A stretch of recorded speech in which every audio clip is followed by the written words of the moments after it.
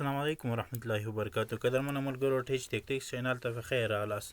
سمیع الله عبید یم. زموږ او ستاسې د نن ورځې موضوع به انشاءالله بیا هم په کنټرول پینل کې وي او کنټرول پینل کې موږ او تاسې د بیټ لاکر تنظیمات وایو. په همدې ویډیو کې نو په دې هیله چې ویډیو تر پایه راسره وګورئ او همدارنګه زموږ مخکینی ویډیوګانې مو تعقیب کړئ. که مو نه یې تعقیب کړی نو موږ تاسو ته په ډسکرپشن کې د ټولو ویډیوګانو لینکونه درکړي دي. کولی شئ له همغه ځایه څخه کومې ویډیوګانې چې موږ ورته کړي دي د مایکروسافټ وینډوز 10 اړوند ټولې راسره تعقیب کړئ.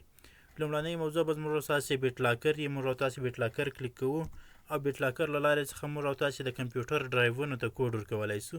ډرایوونه د کمپیوټر حافظه چې کومه موږ تاسې پر برخه ویشلې ده، فرض کړئ موږ دې سپیسي راخلاصوو او دلته اوس موږ دا د سی ډرایو لرو، دا د ډي ډرایو لرو. ممکن دې خواته چې هر څونه نور ډرایوونه یې نو هم دغه ډرایوونو ته کوډ ورکولی شو. ولې یوه خبره مو باید په یاد وي چې موږ تاسې سی ډرایو ته کوډ نسو ورکولی، ځکه په سی ډرایو کې خپله وینډوز او د نور پروګرامونه انسټال دي. نو موږ تاسې طبعا ډیټا په ډي ډرایو کې ساتو تر څو پرې ډي ډرایو کې ډیټا محفوظ وي او بیا د وینډوز د انسټال پر وخت کې دا ډیلیټ هم نسي، فارمټ هم نسي دا ډرایو، نو بیا ښه خبره وي. نو موږ تاسې سی ډرایو ته کوډ نسو ورکولی، ولې ډي ډرایو ته یې ورکولی شو، یا که دې خواته ډي ډرایو څه نور هر څومره ډرایوونه وي. موږ او تاسې کنټرول پینل ته راځو. کنټرول پینل کې موضوع مخکې راخلاصه کړه. زموږ تاسې موضوع بیټ لاکر ده. بیټ لاکر کلیک کوو. د بیټ لاکر د کلیک کولو څخه وروسته موږ او تاسې سی ډرایو ته کوډ نه ورکوو، نو موږ او تاسې راځو پر ډي ډرایو باندې کلیک کوو او په ډي ډرایو کې ټرن آن بیټ لاکر کلیک کوو. کله چې مو دا کلیک کوي موږ تاسې ته بیټ لاکر راخلاص شي، نو اوس موږ او تاسې دلته یوز ا پاسورډ ټو انلاک د ډرایو کلیک کوو تر څو پورې زموږ ته دا اپشن فعال شي.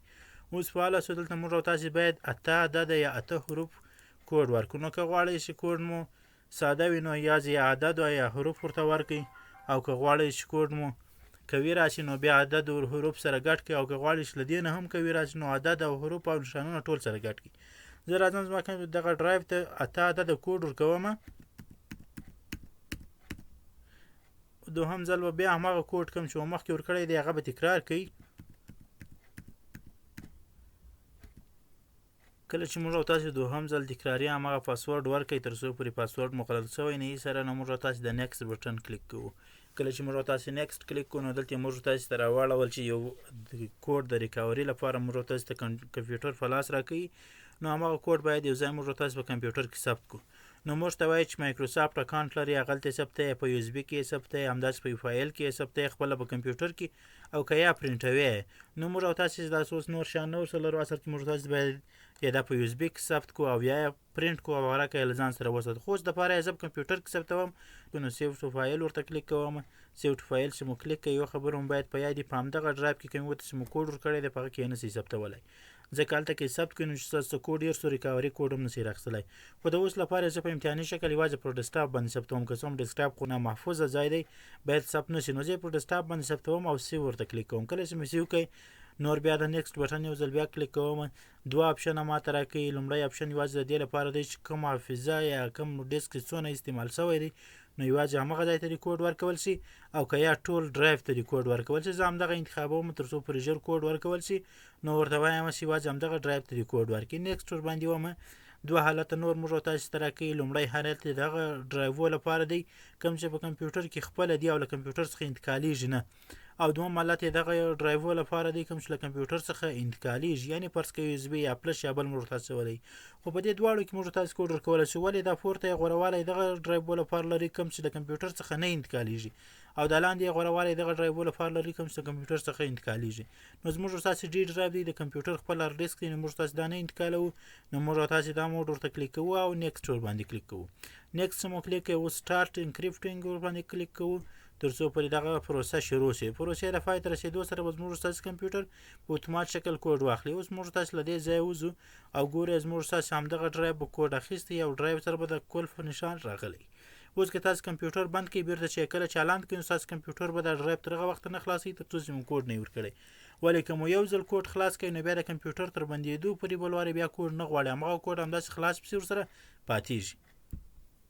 ګرو کله چې تاسو خپل کمپیوټر ریسټارټ کړئ نو اوس به ستاسو د ډرایو کوډ اخیستی، تاسو به ما کمپیوټر یا د سپیسي راخلاص کړئ، نو اوس به دلته تاسو ته کوم ډرایو چې تاسو درلودی همغه به کوډ اخیستی. کله چې تاسو کلیک کوئ غواړئ چې دا ډرایو راخلاص کړئ نو ستاسو څخه به دلته پاسورډ غواړي، همغه پاسورډ به ورته ورکړئ.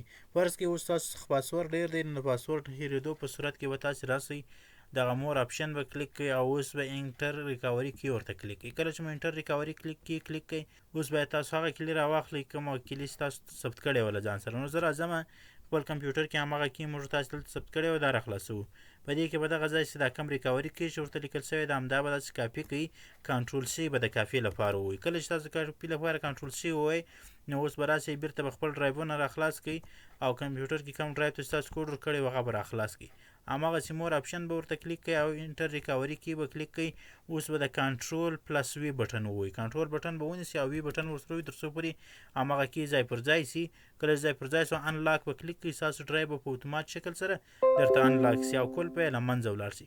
که چېرته تاسو غواړئ چې همدا کوم لاک چې تاسو پر لګولی دی بیټ لاکر کې دا بیرته غیر فعاله کړئ نو راسئ کنټرول پینل ته بیټ لاکر ته راسئ او کوم چې تاسو فعاله کړی دی هغه غیر فعاله کړئ. اوس دلته راسئ د اخر کې مو تاسو ته راغلی دی ټرن آف بیټ لاکر، دا به ورباندې کلیک کوئ. کله چې مو کلیک کوئ ستاسو بیټ لاکر دغه کوډ به خپله له منځه ولاړ سي. اوس موږ ستاسې زوړ کوډ نه وغوښتی خپله له منځه ولاړی ځکه زموږ ستاسې دا ډرایو په دې کمپیوټر کې خلاص دی. کله چې په کمپیوټر کې ډرایو نه وي خلاص نو بیا ستاسو څخه پاسورډ غواړي او خپله په اتومات شکل سره نه ایسته کېږي. ملګرو دا چې زموږ ویډیوګانې په زیاته کچه سره نه کتل کېږي او ویې کمې نو ممکن یوازینی علت یې دا چې زموږ ویډیو غټه وي او تاسو لپاره خسته کوونکې وي. نو ویډیو پر همدې ځای باندې پای ته رسوو. انشاءالله نورې ویډیوګانې به مو کمې د 8 دقیقو په شاوخوا کې به وي تر څو نه ستاسو لپاره خسته کوونکې او نه موږ ستړي کړي. په دې هیله چې زموږ سره به دا نورې ویډیوګانې هم تعقیب کړئ او د مایکروسافټ وینډوز 10 پروګرام د استعمال اړوند به ټول درسونه په هغه ورسره وګورئ. تر بیا او بلې ویډیو مو پر الله سپارم ښې چارې.